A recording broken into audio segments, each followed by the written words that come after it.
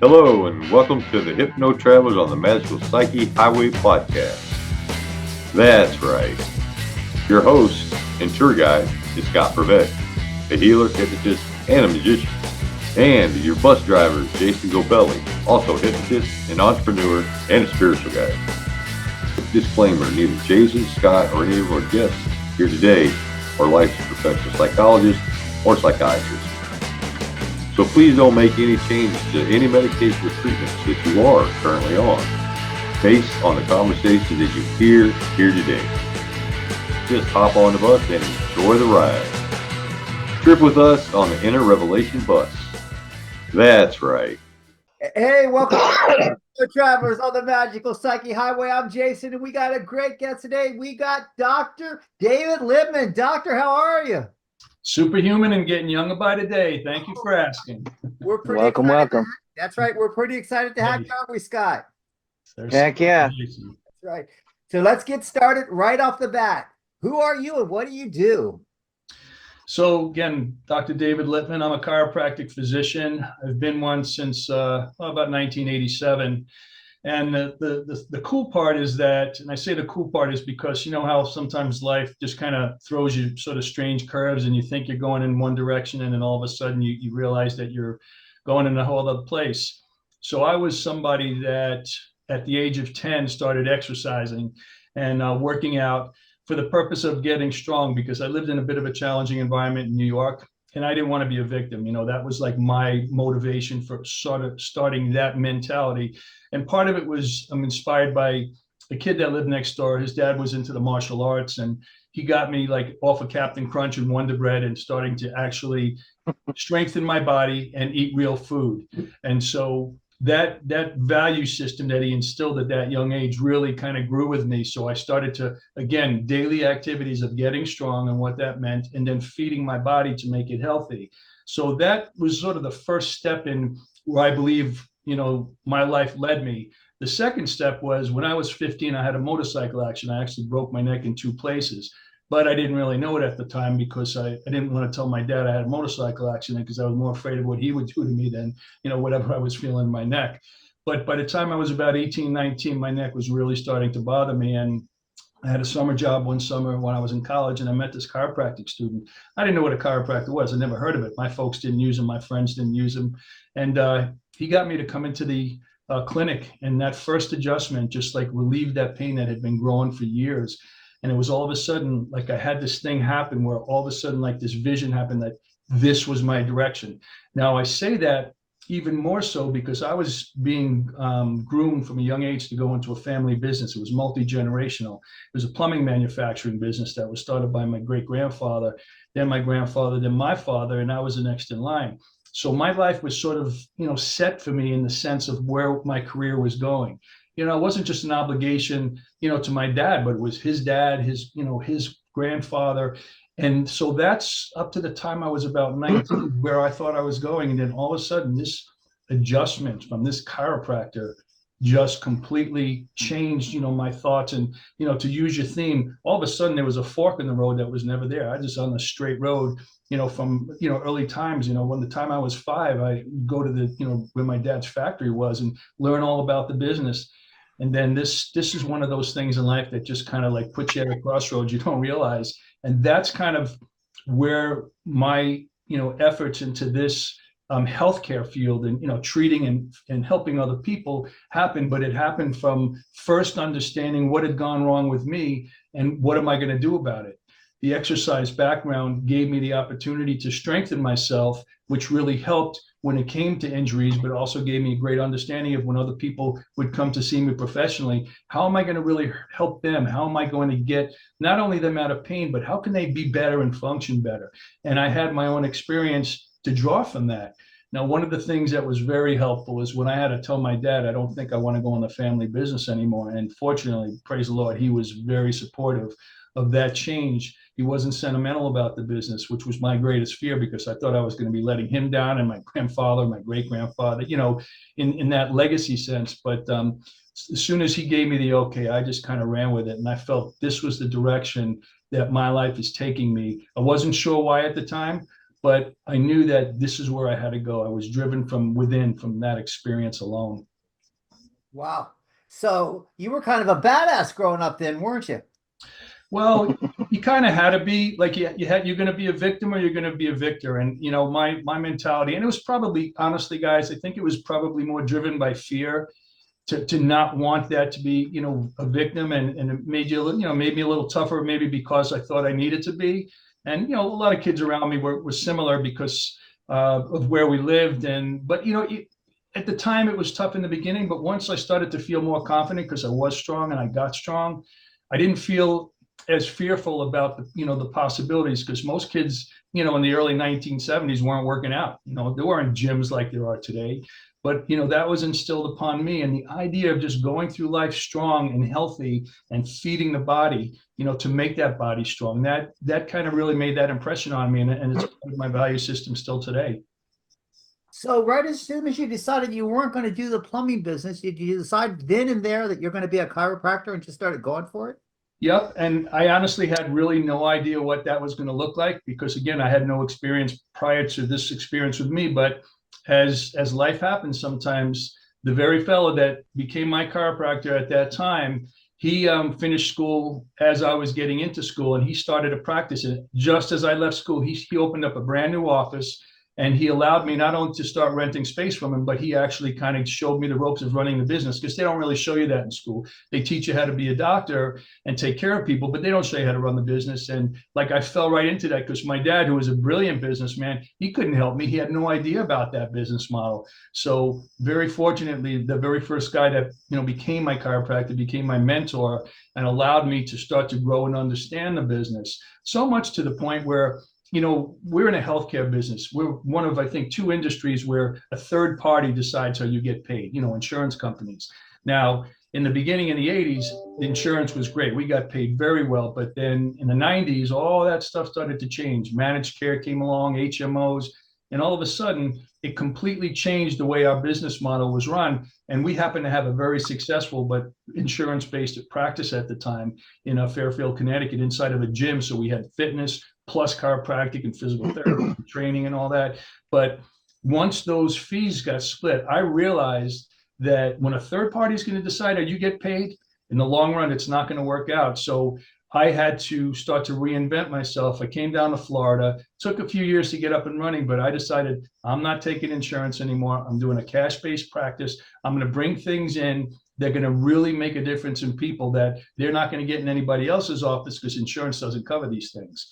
So I really took a leap of faith on that, going into a new state where nobody knew me. But I have to tell you, ever since I made that decision, it made me realize that this is still the path I'm supposed to be on. But as you know, sometimes you gotta change the way you're doing things to be able to continue to move forward. So I'm in my 60s, and in many ways, I feel like I'm just starting out again, just because I feel like there's so much ahead, because there's so much in the world now that we can use and tap into our body's best healing. And so we're not just a chiropractic office, we're a biooptimization center.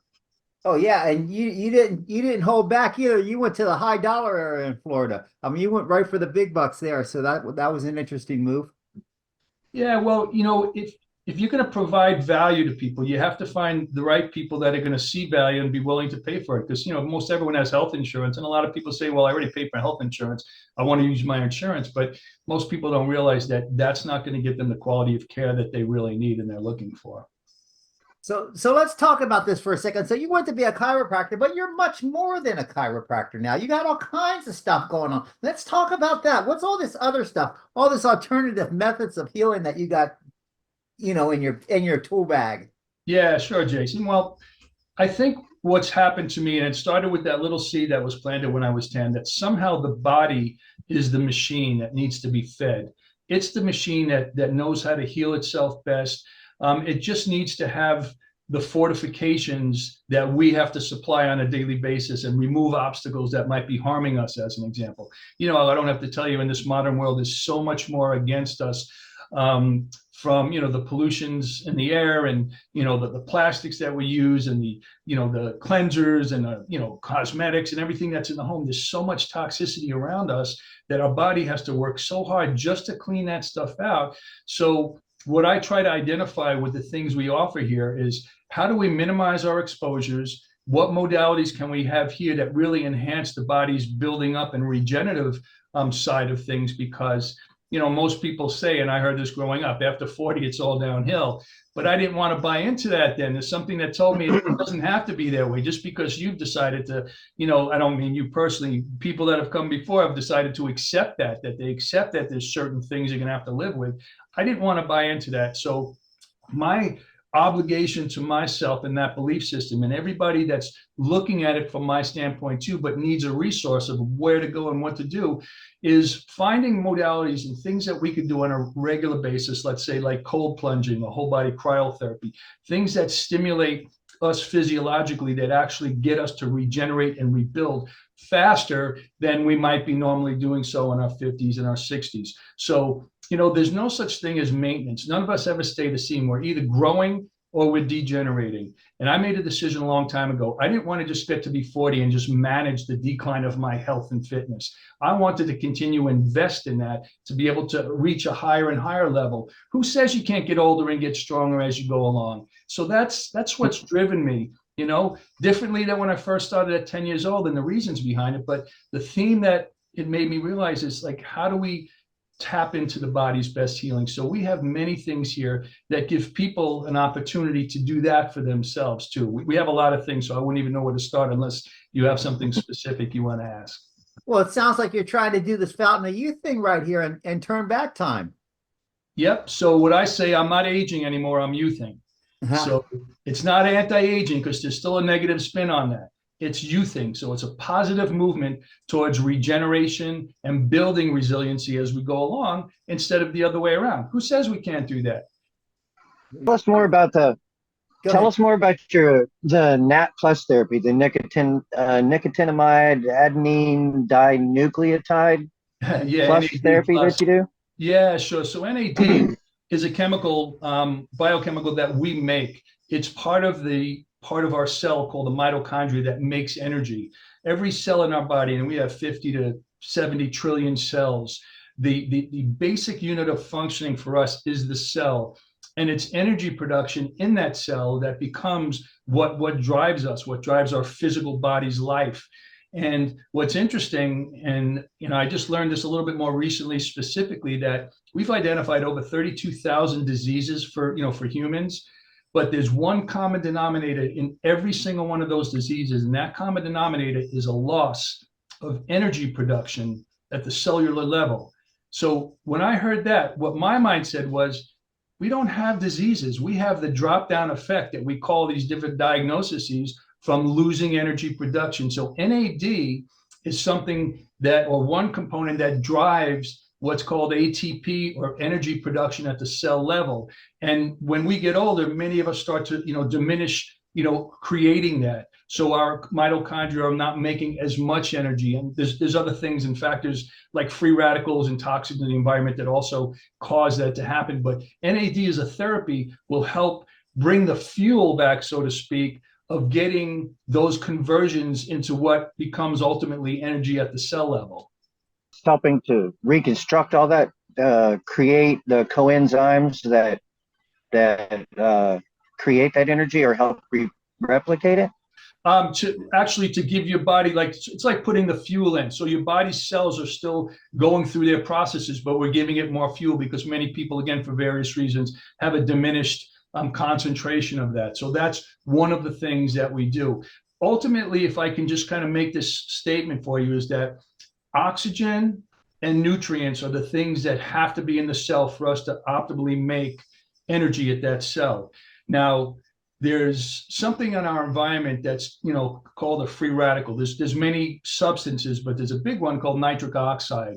And back in the 80s, the EPA, the Environmental Protection Agency, had identified nitric oxide as a major toxic pollutant from industry, from our car exhaust. And so they had classified that back in the 80s. But nitric oxide is something that we make in our bodies in small amounts.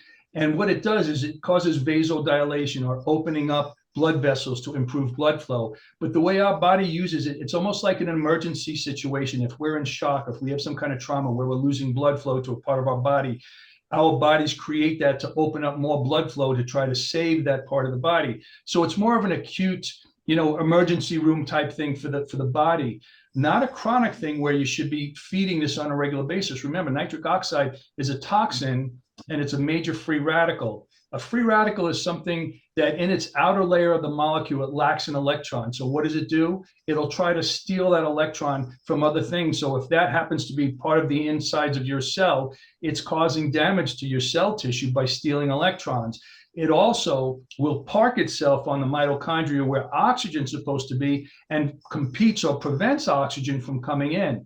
So we employ things like very powerful infrared red light therapy to displace that nitric oxide free radical so oxygen can come in and optimize energy production at that cell. So many people are walking around at only like 2 horsepower per cell, but when oxygen is present, it's 34 horsepower. So imagine having 16 times more energy production in every cell in your body compared to what maybe you're walking around, and many people are walking around. So that's part of like the idea of biooptimization. It starts at that very basic level of the cell and attacking the thing that's most affecting, our cell's ability to make energy. So I see this NAD a lot online. They talk about it. I see it on Amazon. Now, do you sell a particular kind, or do you just say to put it in your system? So most of them are either NAD itself that you'll get from a compounding pharmacy that you can, do via IV therapy, like in a drip, or you can do intramuscularly.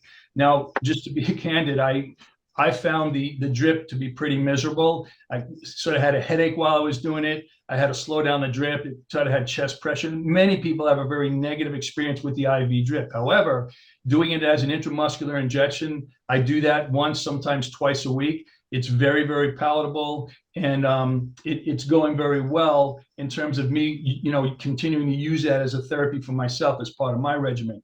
But there are also supplements out there or precursors to NAD, like NVM as an example, NWM. It's one of the precursor molecules that our body can then convert into NAD in the body. So there's 2 ways of doing it, and you can do both. You can take the precursor that your body will create and make more NAD with, and you can supply that along. I always like the idea of stimulating the body to do itself when you can, because if you tend to start relying on things from the outside that you put in, your body's production is going to tend to go down even further. So I like the idea of stimulating it, but augmenting it at the same time. Well, what's the difference between the NAD and the nitrate? So the nitric oxide, again, is something that we make for the purpose of opening blood flow in a blood vessel. So taking a blood vessel to get more blood to flow through it. Again, as an emergency, if all of a sudden the body detects that it's losing blood flow to an area, even like in a heart attack, let's say, where we're losing oxygen and blood to our heart muscle, nitric oxide will be released for the purpose of opening up more blood flow. So that's something that we make, but here's one of the problems. Again, remember I started that conversation that nitric oxide is a toxin that the EPA, told us about, I think in 1987. But because science has seen that it's also a vasodilator or brings blood flow in, what did they do in the 90s? They created Viagra. And Viagra is rich in nitric oxide, which helps to open up blood flow to help, deal with ED. The problem is that when nitric oxide, again, gets into the cell, it actually prevents oxygen from getting into the cell to make energy.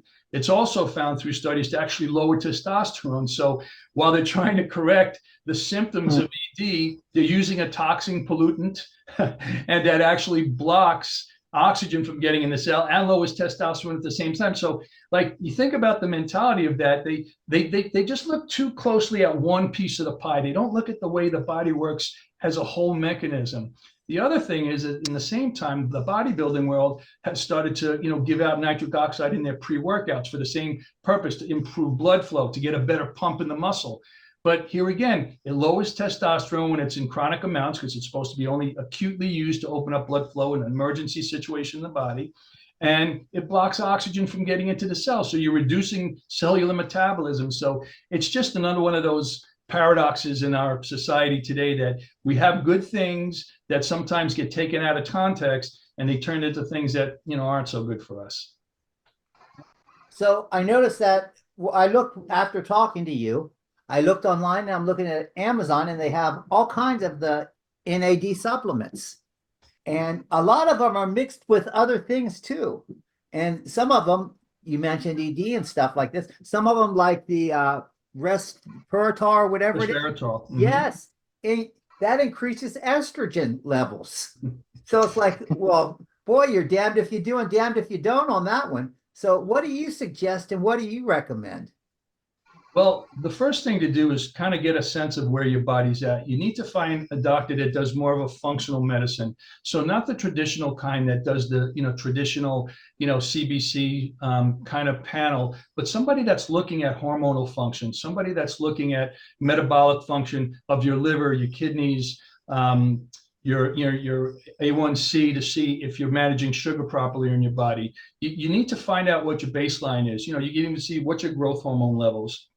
Because once you establish that, you can see how far out of the your zone that you are in order to very systematically and in a controlled way get those numbers back into more of an optimal range so you can function better. And obviously there's many layers to that because hormones, there's a whole interaction with hormones. And every hormone affects the other one, so you can't get one too out of balance because it can throw off the balance of the other one. So you really need to, first of all, you have to find the right professional to guide you, but then you have to really familiarize yourself. I think, to be honest, I believe that we need to be our own doctors, each one of us. We need to, we weren't taught in school, unfortunately, but there's enough information out there to familiarize ourselves with what do we do on a regular basis? How do we optimize our health? What kind of practices can we start right now to make things better? And, there's so many layers to that, but you have to start somewhere. And so the one thing you have to try not to fall prey to is when you see, like you just said, all this NAD stuff on Amazon. You don't just go for it just like that. You need to look a little more closely at where your dysfunctions might be. So then you could be a little bit more systematic about what do you really need? Because the next, Scott might need something completely different than what you need, Jason, and what I need. And most of the time that is the case. So trying to investigate that with the right professionals around you is a great way to start. So then you can actually look at those things like I do my blood every 90 days or so. So I'm able to keep up on any changes that I might need to be aware of just in case anything's going in the wrong direction. So how does someone who doesn't know what they're doing and doesn't have the medical background that you have, I mean, someone like me, the only thing I know about how to make a hormone is not to pay her. So I remember that joke from high school too. But so the thing of it is how does somebody like me get this thing going? How do we know where to go? How do our viewers know what to do? To help them. So again, there might be somebody, and fortunately, much of these things can be done online. So you might have somebody that's not even living close by that through telemedicine can order, the blood work for you and to be able to guide you once those results are, and talking to you, obviously go through all your systems and getting symptoms you might be experiencing and put all that together into a program where you can start adding things that might help to support where those deficits are showing up, not only on your reports, but based on how you're feeling too. So looking at somebody that does functional medicine really refers to somebody that's looking at the dysfunction of the body and to see how to bring it back more functionally, as opposed to allopathically, where you could go to an allopathic doctor and see that your thyroid hormones in the normal range and your A1C's in the normal range. But it doesn't necessarily mean that you're actually in the normal range. The numbers that they base those percentages and values aren't necessarily that accurate for everybody.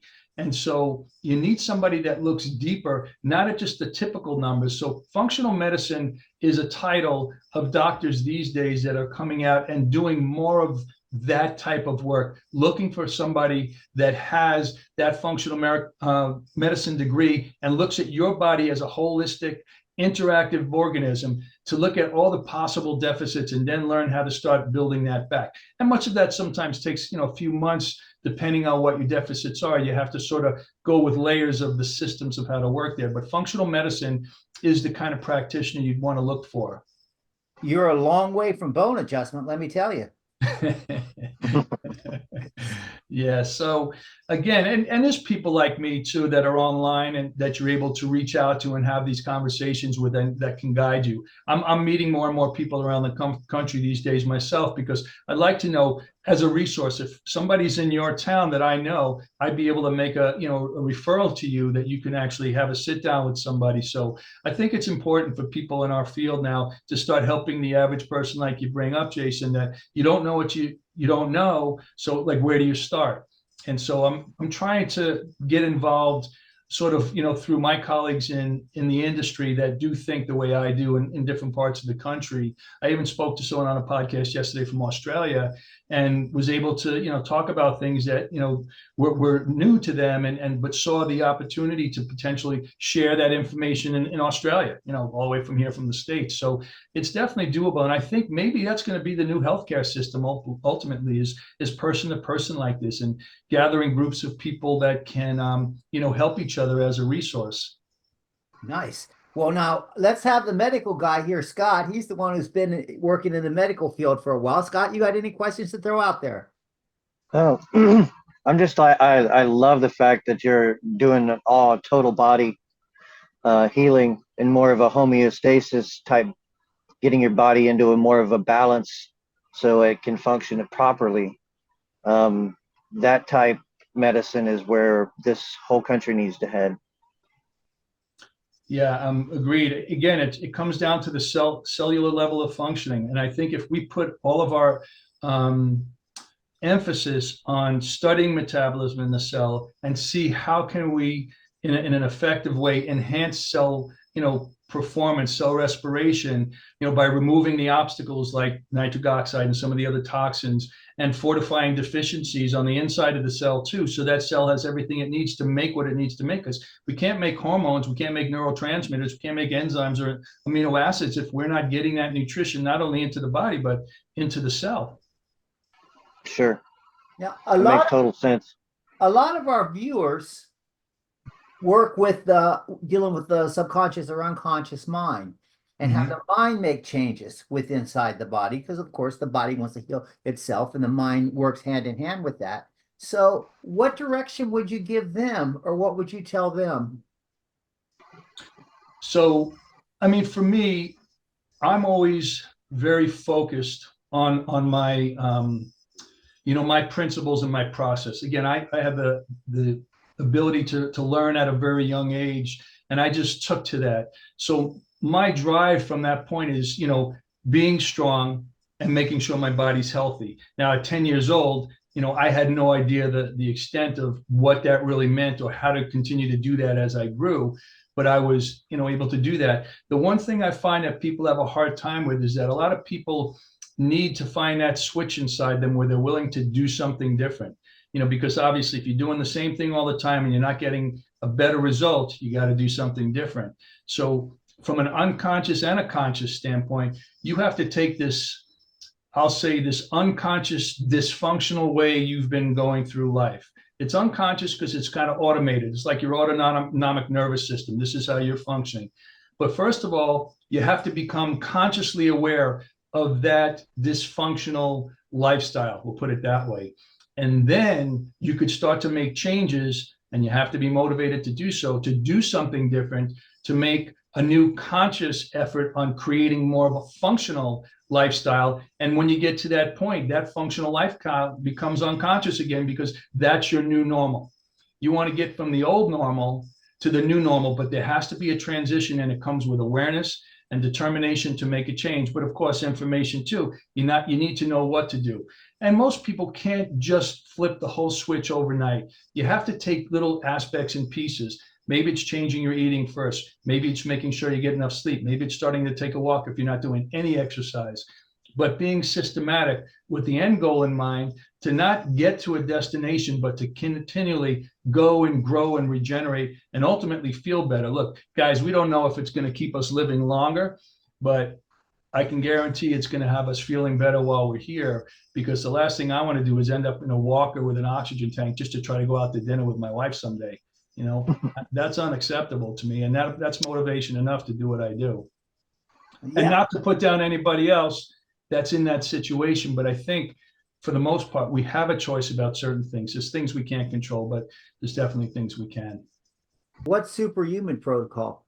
Yeah, so superhuman protocol combines three pieces of nature, so to speak, in a three-step process that we use here in the office to, number one, bottom line, optimize energy production at the cell level. This is how it works. The first step is a pulsed electromagnetic field. Are you guys familiar with grounding or the concept of walking barefoot on the earth and like what that means, what that does? So again, just kind of speak to that. Our physiology happens because of electromagnetic charges, plus and minus charges exchanging, which is how our nervous system works, how we bring nutrients from our bloodstream through the cell membrane, then remove cell waste from the cell back into the bloodstream to be excreted. It's how our red blood cells carry oxygen from our lungs into our tissues. And the optimal way for a red blood cell to function is when it has a net negative charge, which keeps the cell very big, so more surface area to carry oxygen, and it keeps it repelling the next red blood cell around it, because when you put two poles of the same magnet field together, it repels. That's the way our red blood cells are supposed to be charged. So we're all electromagnetic vessels, our bodies are, but we don't have our own battery. The earth has been our battery for centuries. So by being barefoot on the earth, it's rebooting and keeping our net negative and net positive charges exactly where they need to be for full functionality. But now that we've paved over the world, we live on concrete slabs, many of us, we wear rubber soles in our sneakers, we're losing the Earth's pulse, plus all this electricity around us are emitting high frequency electromagnetic fields. The Earth is a low frequency one. So all these EMFs from our Bluetooth, from 5G, from wireless, from electrical grid, are disturbing our normal charges and actually causing disruptions in the way our cells communicate, the way we bring nutrients into the cell, and the way our red blood cells function. Because now with electricity around us, the red blood cell starts to shrink and they start to clump together with neighboring red blood cells instead of repelling each other. So that thickens the blood, it gets more viscous, increases blood pressure, and at the same time, we're not carrying as much oxygen to our tissues because of it. So step one is this pulsed electromagnetic field, low frequency, that recreates what the earth does. It's about 10, 15 minutes. You just lay on this thing. So it's optimizing your red blood cells to carry oxygen. Step two is exercise with oxygen therapy. Exercise with oxygen therapy, and we used to use an assault bike, but we use a Bowflex stepper now. So it's an upper and lower body thing. You're just stepping, but you're breathing through a mask that has 900 liters of 98% oxygen concentration inside it. So instead of breathing the 20% of air that, oxygen that's in our air, we're breathing in almost 100%. And so as we exercise and we do sprints intermittently, when you sprint, you're causing an increase of the partial pressure of oxygen in the lungs to get into the bloodstream. So you're creating the need for more oxygen, but now you're drawing in almost 100% oxygen concentration. So the amount of oxygen we're able to saturate our tissues with in step two after doing step one is probably 3 or 4 times more than we're normally getting. So now once you've saturated all your tissues with oxygen, you go into this very powerful red light bed we have. It's red light and near infrared. There's 4 wavelengths in all, 1 red and 3 near infrared. And there's 45,000 diodes of light. 45,000. Most of the panels out there have 12, 1,500, maybe 3,000. There's 45,000 diodes of light. And what that's doing is displacing all free radicals from the mitochondria and driving oxygen into the cell to make that energy. And again, taking you from about a 2 horsepower to a 34 horsepower cell. Now, it's not giving us anything we're not capable of, but nobody's walking around like this, optimized in that way. But superhuman protocol does just that.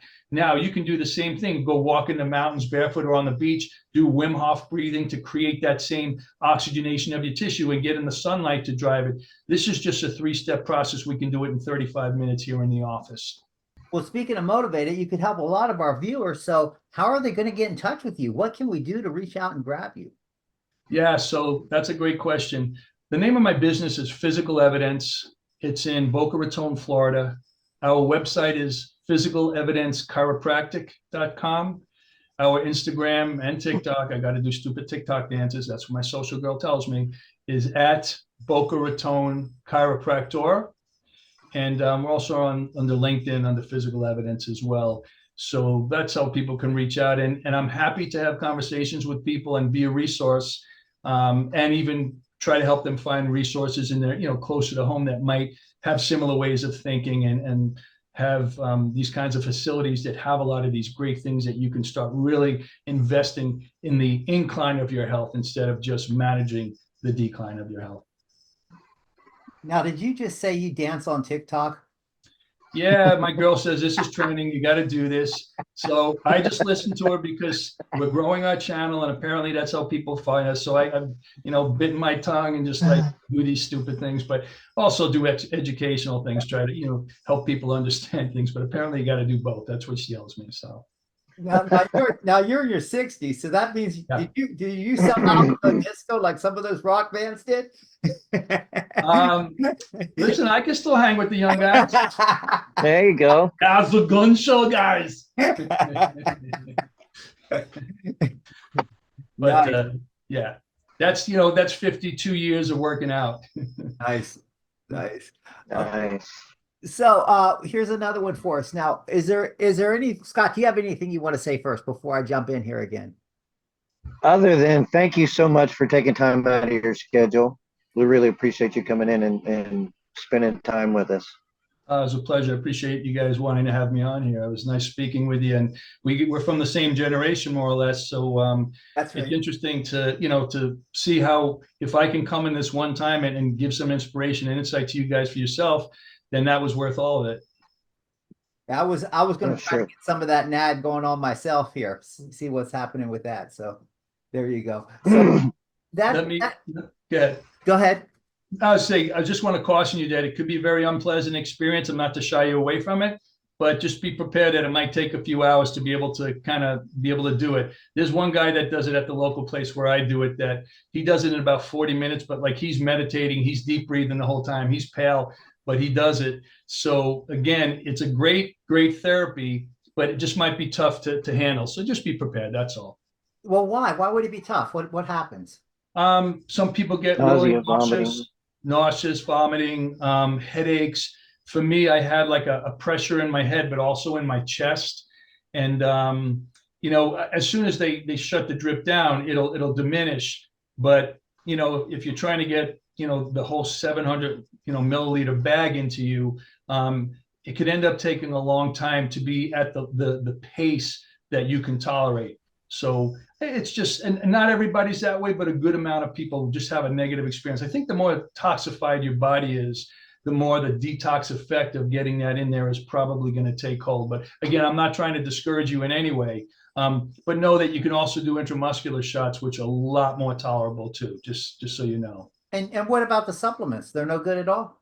No, I didn't say that. I definitely believe in doing both. I take NAD supplements, or the precursor, and NVM, and then I'm on top of that doing probably an average of twice a week. I'm doing intramuscular. So again, I'm giving my body the fuel it needs to convert into NAD, but I'm also taking the NAD itself just to try to, again, optimize its availability for my cells.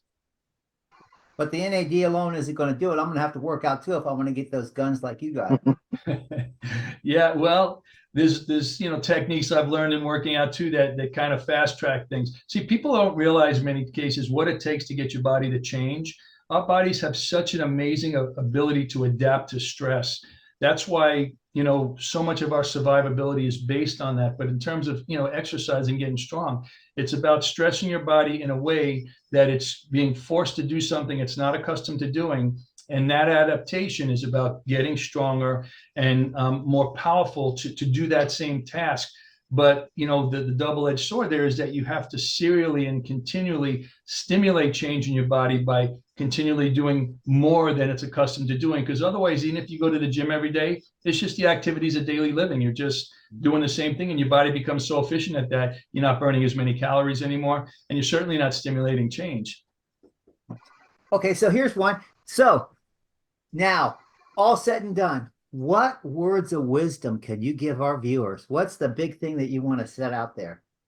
Well, I would say, invest in your health, invest in self-care, because I think healthcare is a farce. It's a misnomer, at least in the way it exists in the system in this country. but self-care is where it's at, which means familiarize yourself with the things that are going on in your body biologically and invest in that. Find out about what you need to do on a daily basis, because Jason, you're walking around in that body every day. Even if you were in my office here, there's only so much that I can do for you, but what you do every day walking around that body is going to have the greatest effect on it. Just like me for my body, for Scott in the same way, we have to take control and be our own doctors, have a system of self-care instead of healthcare. That's, I think, my parting words that I would try to impart on everybody, and really start to learn about yourself so you can know how to manage and make really good lifestyle choices, just so you can feel good every day. That's the greatest reward. Nice. Great words of That's wisdom. Scott, you have anything you want to add? Oh man, I just really got a lot to learn today. It's been a great episode. Thank you. Thank you, guys. Yeah, it was my pleasure. I love sharing these things with people because it's good info and it's really helpful.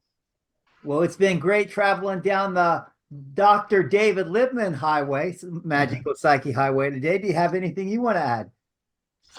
Yeah, just do it now. Get out, get to the chopper. Ah! Sorry. And he does Arnold. Wonderful. Okay, so if that's it, then let's tell our viewers, man, hey, it's been great having you here. We hope you liked this. We hope you enjoyed the show. If you like us, give us a thumbs up. If you think we're assholes, give us the thumbs down. We don't care. We're just glad you're here. We ask that you come back next week and join us on the Hypno Travelers on the Magical Psyche Highway. That's right. That was fun. Yeah. Thank you. You're welcome. So again, please understand, I wasn't trying to discourage you from doing NAD. I just wanted to, let you know that it could be an uncomfortable experience, but you'll just have to figure out how to navigate it. That's all. I was looking, actually, last night, I was looking online at some of the supplements.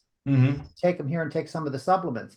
But some of them have nitrate claiming that it's NAD, but it's nitrate. Yeah.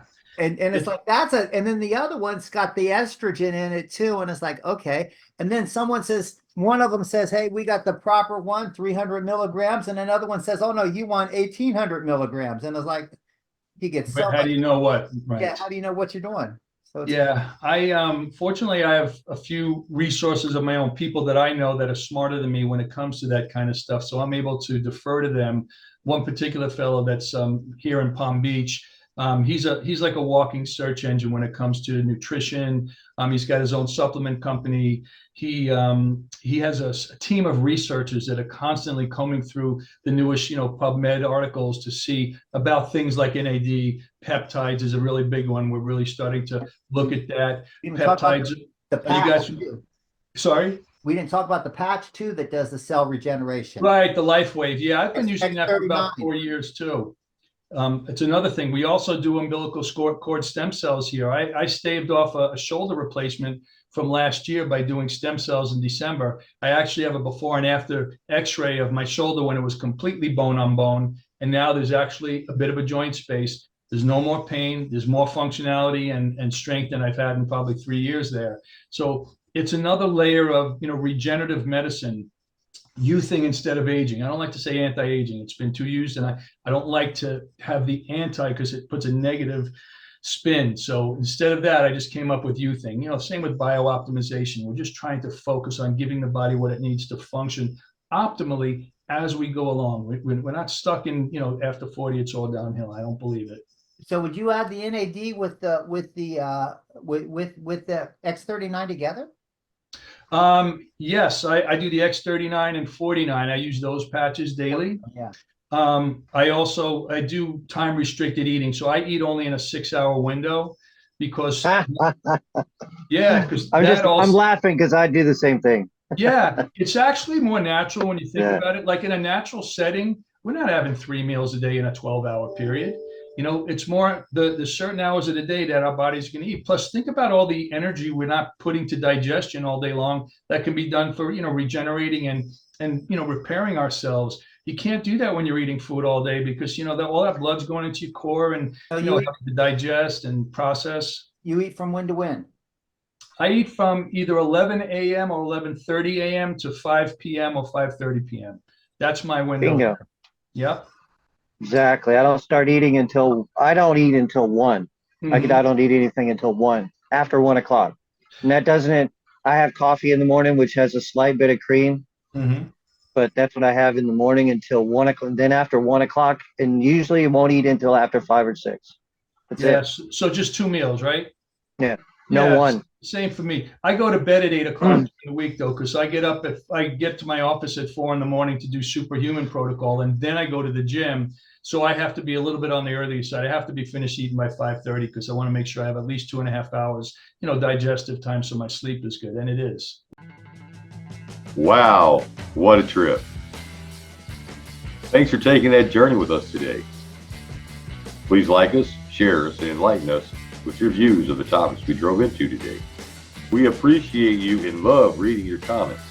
Thanks again, and we hope to see you back on the bus next week. That's right.